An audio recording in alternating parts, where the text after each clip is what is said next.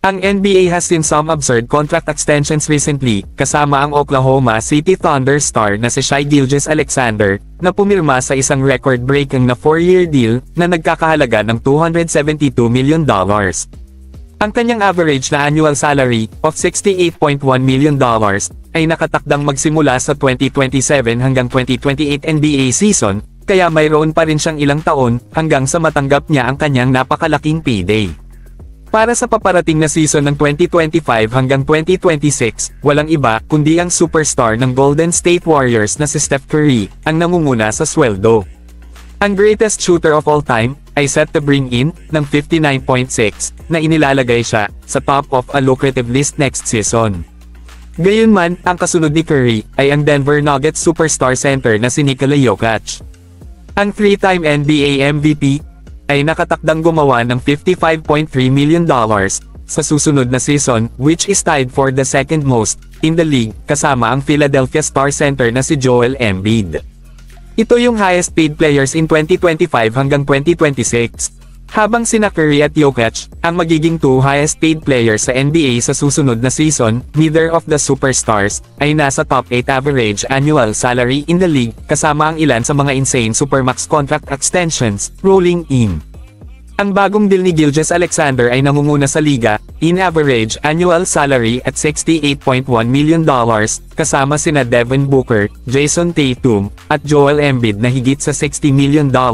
At Giannis Antetokounmpo, Anthony Davis, Jaylen Brown, at Jimmy Butler, ay still all ahead of Jokic, despite the Nuggets big man being the clear-cut top player sa NBA. Gayunpaman, si Jokic ay hindi nangunguna sa listahan na iyon dahil tinanggihan niya ang contract extension offer ng Nuggets this offseason, at sa halip ay malamang na mag-sign ng isang record-breaking deal. Sa susunod na summer, si Jokic ay ang unang player ng NBA since Boston Celtics legend na si Larry Bird to finish top 2 in MVP voting para sa 5 magkakasunod na season, so if anybody deserves na gumawa ng halos $70 million bawat taon, it would be him. Gayunpaman, walang alinlangan na makukuha ni Jokic ang kanyang well-deserved payday sa susunod na off-season at gumawa ng $55.3 million. Until then, likely does not sound too bad for the humble Serbian. Si Jokic at Curry ay both have incredible impact sa laro ng basketball. Ang Sacramento Kings at si DeMar DeRozan ay working patungo sa isang trade para sa mas better part ng off-season. Habang wala pang paggalaw on this front as of yet, ang mga kamakailang rumors ay nagmumungkahi that there could be something more significant at play. Ang Kings ay nagpakita ng isang active interest sa pagkuha ng restricted free agent na si Jonathan Kuminga.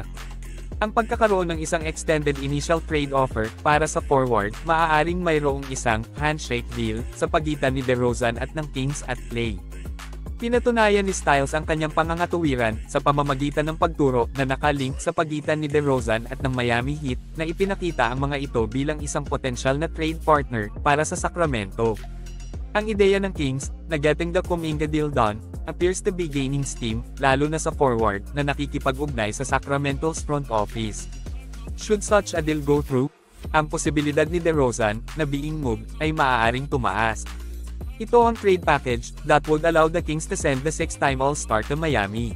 When considering DeRozan's contract, he isn't earning much kumpara sa iba pang mga player ng kanyang tangkad na pinapayagan ang Heat na makakuha ng isang very capable scorer sa isang discounted price.